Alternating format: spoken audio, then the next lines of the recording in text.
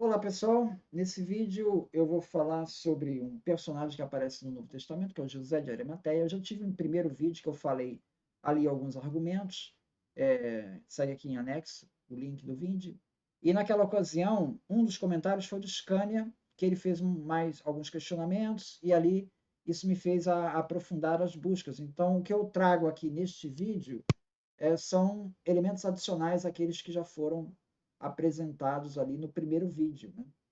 E essa temática é uma temática que volta agora. O Antônio Miranda acabou de publicar um livro sobre personagens fictícios do Novo Testamento, onde ali ele inclui José de Arimateia, né?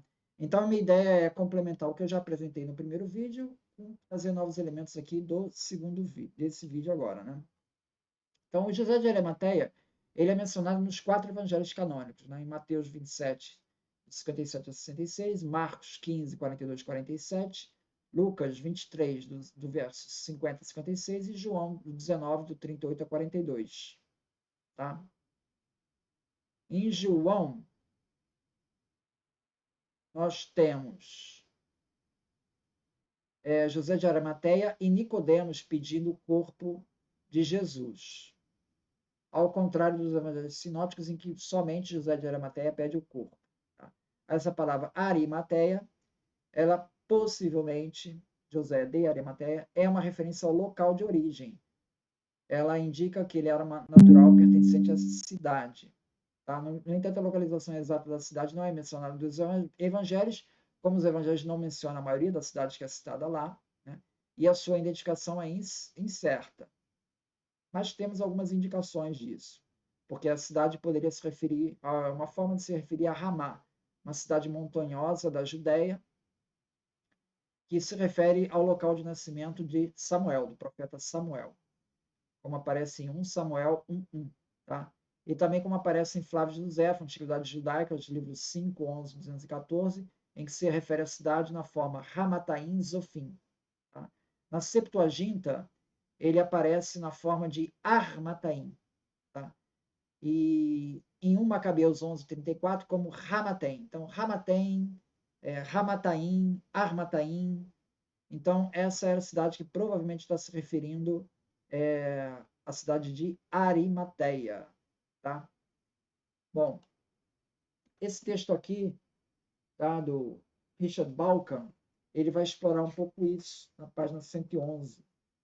Ele vai dizer o seguinte: alguns personagens, ele descreve todos os personagens que você imaginar que são descritos no Novo Testamento. Muitos aparecem e somem, então não é só os da Arimateia que aparece isso, tá? E aí ele fala que muitos são designados pela local de nascimento, tá? Assim, Maria Madalena, Simão Sirineu, José de Arimateia, Natanael de Caná.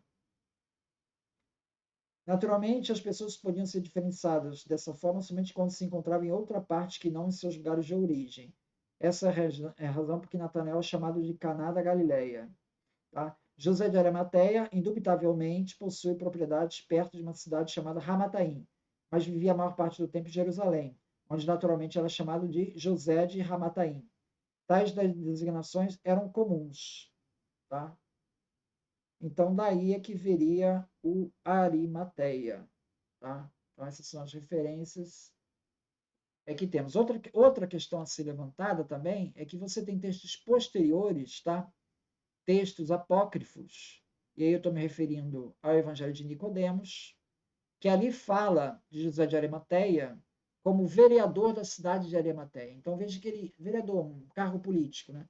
Então, você vê que ele mantém a concepção de que vem dessa cidade de Arimateia. Se essa cidade não existisse, o texto, que é lá escrito no século 3, 4, lá, o Evangelho de Nicodemos, ele excluiria essa referência. Né? Não teria sentido ele escrever mantendo uma coisa sabidamente errada. Então, se ele manteve, é porque lá aquele ambiente ali, a cidade de Arimateia, ninguém questionava isso. Tá? Então, essa é a origem aí do termo e da cidade. Tá? Outra questão. Ele é descrito como um israelita rico, em Mateus 27:57, como um homem bom e justo, em Lucas 23:50, e como alguém que estava procurando o reino de Deus, em Marcos 15, 43. Tá? E ele também é denominado, tanto por Marcos quanto por Lucas, como buletes. Buletes significa um senador, a rigor. Pelo que se entende, membro do Sinédrio ou do Conselho Supremo dos Judeus. Tá? Isso daí é o que vai falar aqui o Paul Winter. Paul Winter, ele vai dizer aqui na página 129, ele vai falar do José de Arimateia e vai dizer assim: José de Arimateia é um personagem histórico. Não era membro do grande sinédrio, apesar de ter, no terceiro evangelho, Lucas, né, aparecer como se fosse. Nem seguidor de Jesus. Pertencia a um Bet Din menor. Havia 3 tribunais judaicos em Jerusalém, encarregados de providenciar, ainda antes do anoitecer, um sepulcro digno para as pessoas executadas. Fez seu trabalho de acordo com o direito judaico e sua atitude piedosa não foi esquecida. A tradição o transformou num cristão. Tá?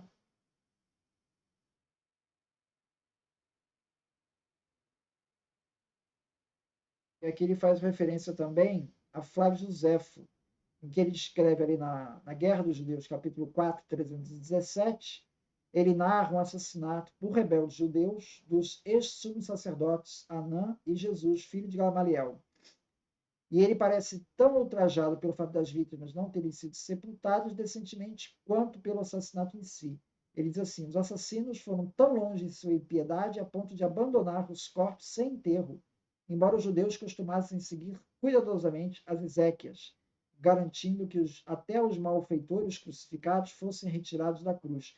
Então, esse depoimento do José foi muito forte, né? Ele está dizendo que entre os judeus, até os malfeitores crucificados, eles eram retirados da cruz e enterrados. Então, a narrativa que diz que Jesus foi tirado da cruz lá por José de Arimateia está de acordo com esse costume judaico. Tá? Está de acordo com esse costume judaico. Existe um vídeo do André Chivitarese em que ele rejeita a hipótese de José de Arimateia, também embarca nessa teoria de que foi um personagem fictício, e alega o seguinte: existe uma contradição, porque todos condenaram Jesus no Sinédrio, conforme Marcos 14, 64. E aí, em Marcos 15, 43, ele já diz que José de Arimateia era membro do Sinédrio. Então, o que acontece? Temos um problema, né? Porque, pô, se José de Arimateia era membro do Sinédrio e todos condenaram, então José de Arimateia condenou. Aí, o Marcos, para corrigir isso, inventou a história de que esse José de Arimateia pediu o corpo de Jesus, meio que para ficar bem, né? Para ele corrigir. Ele é um personagem muito conveniente, né? Porque é uma pessoa influente que perde o corpo de Jesus e depois some. Né? Bom, não tem nada de conveniente nisso. É um personagem que na verdade, como vimos aqui no Paul Winter, ele não necessariamente ele é membro do conselho, do alto conselho de Sinédrio, tá? Porque tinha mais de um. Aquela reunião de Sinédrio não é uma reunião formal, é uma reunião informal, então nem todos os membros do conselho estavam ali reunidos naquele momento, tá? Então ele pode até ser membro do Sinédrio, mas naquele momento ali, naquele momento ele não estava. É perfeitamente factível. E a ideia de que Mateus corrigiu o texto, os textos, só Marcos é que tem, na verdade isso é um erro. Aí a gente tem que recorrer ao grego, né? Porque se você usa o texto usado em grego lá no Marcos, se refere a buletes. Buletes seria um membro do conselho, do sinédrio, né? De algum desses sinédrios. E em Lucas também vai usar esses buletes, tá? Então não há... Mateus, quando diz que ele é um homem rico, ele não está desdizendo nada do que já foi dito. Então, os argumentos apresentados pelo André Chevitarese não são convincentes, né? Não tem, não existe essa desconformidade que ele está alegando. É interessante como é que o Chevitarese ele se baseia muito no livro dos textos do Crossan, né? E o Crossan, ele se refere aqui, primeiro, o Crossan se refere ao Evangelho de Pedro, né? Porque é onde ele tira o Evangelho da cruz. Ali teria relatos autênticos da paixão e morte de Jesus, né? E é interessante que no Evangelho de Pedro, ele se refere a José, amigo de Pilatos. Ele ainda insere essa característica nova aí, que ele é amigo de Pilatos. Tá? José, que José? José de Arimateia. Então, o José de Arimateia está lá presente no Evangelho de Pedro, que o Crossan considera. Tá? E o Crossan também, ele chega a mencionar aqui na página 586 o seguinte: o primeiro ponto diz respeito a quem José de Arimateia era, na forma em que Marcos relata e na forma que Mateus e Lucas o descrevem. Marcos 15:43 descreve como ilustre membro do conselho, buletes, tá? Que também esperava o reino de Deus. Isso é duplamente, creio eu, deliberadamente ambíguo. A ambiguidade com respeito à primeira parte é esta: estava José entre os que julgaram Jesus? Bom, em 14:55 e 15:1, Marcos o chamam de Jesus de todo o sinédrio. E em 14:64, ele diz que todos julgaram o réu de morte. Mas a descrição de José diz que ele era não membro do sinédrio, um conselho, mas membro de um bulete, como se houvesse dois conselhos encarregados de Jerusalém, um conselho civil e um conselho religioso, sendo José membro do primeiro organismo, do bulete, mas não do segundo, sinédrio. Na vida histórica já se vê, não havia essa distinção. Havia apenas um único conselho, qualquer que fosse o nome. Convocado sempre que Pilatos e Caifás precisavam, esse organismo compunha-se de cidadãos que eles consideravam adequados. Essas palavras divergentes para indicar o conselho, buletes e sinédrio, nos impedem de saber se José de Arimateia estava entre os juízes de Jesus. E é precisamente esse o propósito marcando a respeito delas.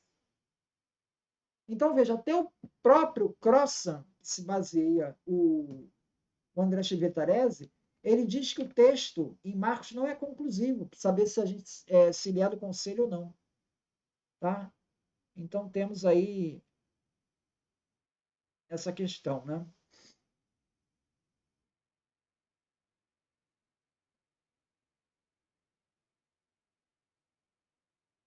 O Evangelho de Nicodemos, né?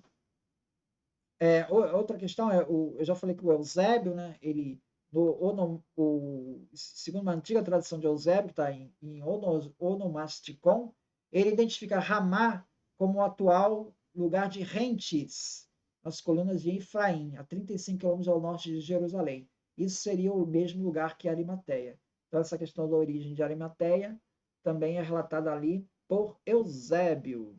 Tá? E por Ernest Renan, que também se refere à cidade de Ramá.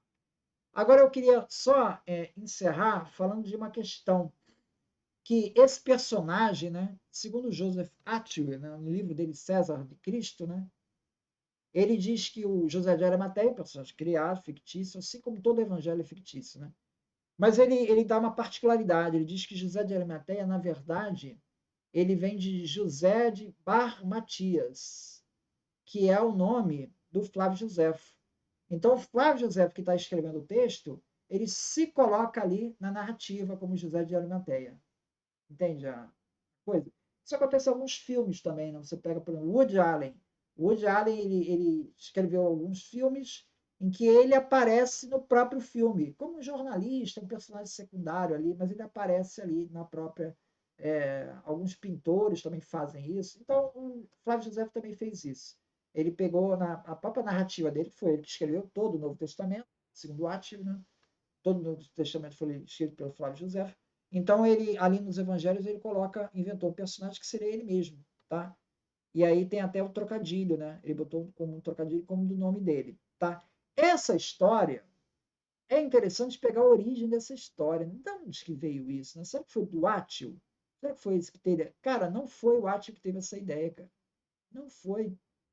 Perguntando aqui, olha, ó, acompanhe o raciocínio. No Evangelho de Nicodemos, já falei lá que ele fala do José de Arimateia, né? Ele lá avança mais um pouco. Ele diz o seguinte, que o José de Arimateia, ele ficou preso. Ele foi preso pelos judeus, tá? E ficou preso somente até a ressurreição de Jesus, mas ficou preso lá, tá? Tudo bem. existe um outro apócrifo, A Vingança do Salvador, que aparece ali uma outra narrativa. Ele diz assim, que após Tibério e Tito foram curados por relíquias de Jesus. Levaram relíquias de Jesus e curaram tanto Tito como Tibério. E aí os imperadores, sabendo que Jesus foi condenado e morto pelos judeus, né, eles vão lá e se vingam dos judeus. Tá? Se vingam, Tito vai se vingar dos judeus. Então, o Tito, quando destrói a cidade de Jerusalém, ele está, olha só, ele está fazendo aquilo porque ele havia sido curado, tá, de uma lepra, de uma doença, por uma relíquia de Jesus. E ele está vingando a morte de Jesus ali. Tito está vingando a morte de Jesus. Tá? Isso está lá na Vingança do Salvador, um apócrifo. Tá? O Tácito, de fato, ele diz que Tibério tinha um rosto desfigurado, mas de Tito não fala nada, não tem nenhuma doença. Tá? Tudo bem. Então, nós temos aí essa. E o nome do Flávio Josefo se chama José Filho de Matias, Josefo Bar Matias. Tá? Bom, então vamos adiante aqui. Temos essa história aí do Evangelho de Nicodemos, temos depois essa história da vingança do Salvador. Vamos mais à frente. Vamos para o século XIII. Lancelot, a lenda do Grau. Olha, lenda do Grau. Existe um chamado ciclo do Pseudo-Boron, ou ciclo da pós-vulgata, ou simplesmente pós-vulgata. Esse é um conjunto de textos medievais que contam lendas sobre o rei Arthur. Ele foi escrito originalmente em francês, ali por volta de 1240. Então, no século XIII, tá? Bom, nessa lenda daí vai aparecer uma historinha, um upgrade nessa história daí, tá? Ele vai falar do José de Arimateia. José de Arimateia. Ele foi preso pelos judeus, né? Lembra? Está lá no Evangelho de Nicodemos. Foi preso pelos judeus. Após ter colocado o corpo de Jesus no sepulcro. Tá? Aí. Foi preso. Está seguindo, então, o Evangelho de Nicodemos. Jesus apareceu a José de Arimateia na prisão. Aí já não tem no Evangelho de Nicodemos isso. Isso aqui é já coisa aqui medieval. Tá? E ali ele traz o grau para José de Arimateia. Tá? Ele traz o grau. E esse grau depois ele vai parar na Inglaterra. Daí é que vem essa lenda do grau. Tá? Essa história também fala que Vespasiano, filho do imperador Tito, inverteu a ordem, porque é Tito que é filho do imperador. Né? Tito que é filho do Vespasiano, mas aqui inverteu. Aqui ficou Vespasiano, filho do imperador. O cara já trocou as bolas aqui, mas tudo bem. Ele teria uma enfermidade que foi curada no momento em que ele foi trazido e mostrado pela mulher Verônica o manto, a toalha que cobria o rosto de Jesus. Tá? Então, Verônica trouxe essa toalha lá para o imperador e ele foi curado. Tá? Após a cura, Vespasiano decide vingar a morte de Jesus e vai matar os judeus lá no ano 70. Certo?